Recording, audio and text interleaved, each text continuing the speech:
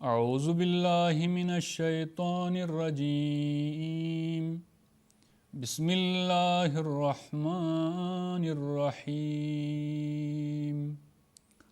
ربنا حب لنا من ازواجنا وذریاتنا قرۃ اعین واجعلنا للمتقین اماما۔ سورۃ الفرقان آیت نمبر 75۔ اس آیت کا ترجمہ اس طرح سے ہے: اے ہمارے رب، ہم کو ہماری بیویوں کی طرف سے اور اولاد کی طرف سے آنکھوں کی ٹھنڈک عطا فرما اور ہمیں متقیوں کا امام بنا۔ ناظرین کرام، آج کے درس حدیث کا موضوع ہے حقوق زوجین۔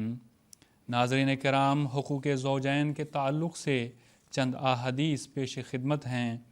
حضرت ابو ہریرہ رضی اللہ تعالیٰ عنہ بیان کرتے ہیں کہ حضرت صلی اللہ علیہ وسلم نے فرمایا، مومنوں میں سے ایمان کے لحاظ سے کامل ترین مومن وہ ہے جس کے اخلاق اچھے ہیں، اور تم میں سے خلق کے لحاظ سے بہترین وہ ہے جو اپنی بیویوں سے بہترین اور مثالی سلوک کرتے ہیں۔ حضرت ابو ہریرہ رضی اللہ تعالیٰ عنہ بیان کرتے ہیں کہ حضرت صلی اللہ علیہ وسلم نے فرمایا، مومنوں میں سے ایمان کے لحاظ سے کامل ترین مومن وہ ہے جس کے اخلاق اچھے ہیں، اور تم میں سے خلق کے لحاظ سے بہترین وہ ہے جو اپنی عورتوں سے بہترین اور مثالی سلوک کرتے ہیں۔ ترمذی کتاب النکاح باب حق المرأة علی زوجہا۔ حضرت سلمہ رضی اللہ تعالیٰ عنہ بیان کرتی ہیں کہ حضرت صلی اللہ علیہ وسلم نے فرمایا، جو عورت اس حالت میں فوت ہوئی کہ اس کا خاوند اس سے خوش اور راضی ہے تو وہ جنت میں جائے گی۔ ابن ماجہ کتاب النکاح باب حق الزوج علی المرأة۔ حضرت ابو ہریرہ رضی اللہ تعالیٰ عنہ بیان کرتے ہیں کہ حضرت صلی اللہ علیہ وسلم نے فرمایا، مومن کو اپنی مومنہ بیوی سے نفرت اور بغض نہیں رکھنا چاہیے۔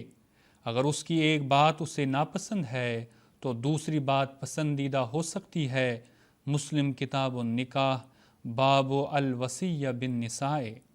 حضرت عائشہ رضی اللہ تعالی عنہا بیان کرتی ہیں کہ نبی کریم صلی اللہ علیہ وسلم تمام لوگوں سے زیادہ نرم خو تھے اور سب سے زیادہ کریم، عام آدمیوں کی طرح بلا تکلف گھر میں رہنے والے۔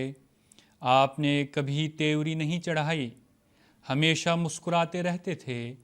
آپ رضی اللہ تعالیٰ عنہ فرماتی ہیں کہ اپنی ساری زندگی میں حضرت صلی اللہ علیہ وسلم نے کبھی کسی بیوی پر ہاتھ نہ اٹھایا اور نہ کبھی کسی خادم کو مارا۔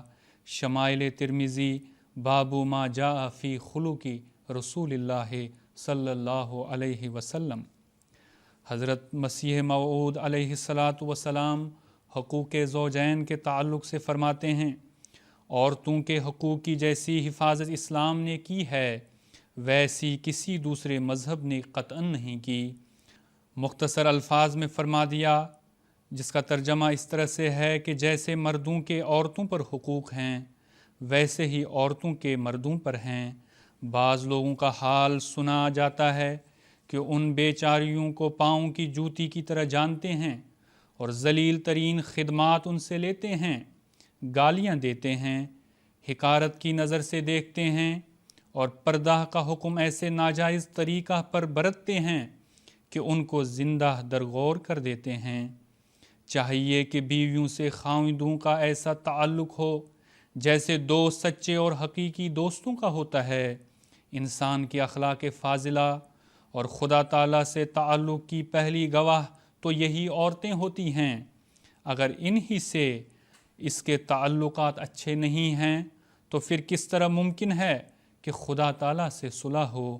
رسول اللہ صلی اللہ علیہ وسلم نے فرمایا ہے، خیرکم خیرکم لأہلہ، تم میں سے اچھا وہ ہے جو اپنے اہل کے لیے اچھا ہے۔ ملفوظات جلد سوم صفحہ 300 تا 301۔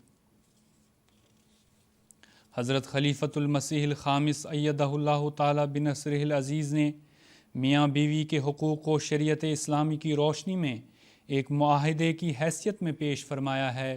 چنانچہ حضور ایدہ اللہ تعالی بنصرہ العزیز فرماتے ہیں، شادی بیاہ کا تعلق بھی مرد اور عورت میں ایک معاہدے کی حیثیت رکھتا ہے۔ عورت کو حکم ہے کہ اس معاہدے کی روح سے تم پر یہ فرائض عائد ہوتے ہیں، مثلاً خاوند کی ضروریات کا خیال رکھنا، بچوں کی نگہداشت کرنا، گھر کے امور کی ادائیگی وغیرہ۔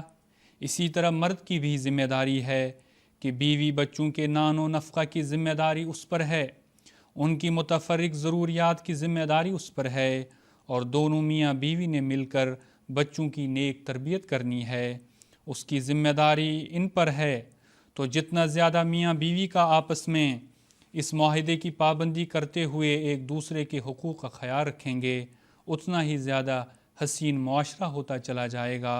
قرۃ اعین عائلی معاملات پر حضرت خلیفۃ المسیح الخامس ایدہ اللہ تعالی بنصرہ العزیز کے ارشادات، صفحہ نمبر 46۔ ایک اور موقع پر حضور انور ایدہ اللہ تعالی بنصرہ العزیز فرماتے ہیں، پس مردوں اور عورتوں دونوں کو ہمیشہ یہ پیش نظر رکھنا چاہیے کہ تقویٰ سے کام لینا ہے، رشتوں میں مضبوطی پیدا کرنے کے لیے دعا کرنی ہے، ایک دوسرے کے عزیزوں اور رشتہ داروں کا احترام کرنا ہے، ان کو عزت دینی ہے، اور جب بھی کوئی بات سنی جائے، چاہے وہ کہنے والا کتنا ہی قریبی ہو، میاں بیوی آپس میں بیٹھ کر پیار محبت سے اس بات کو صاف کریں تاکہ غلط بیانی کرنے والے کا پول کھل جائے۔ اگر دلوں میں جمع کرتے جائیں گے تو پھر سوائے نفرتوں کے اور دوریاں پیدا کرنے کے اور گھروں کے ٹوٹنے کے کچھ حاصل نہیں ہوگا۔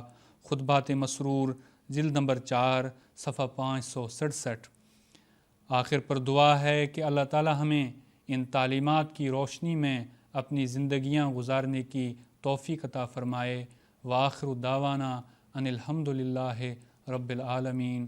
اللہم صلی علی محمد وآل محمد وبارک وسلم انک حمید مجید۔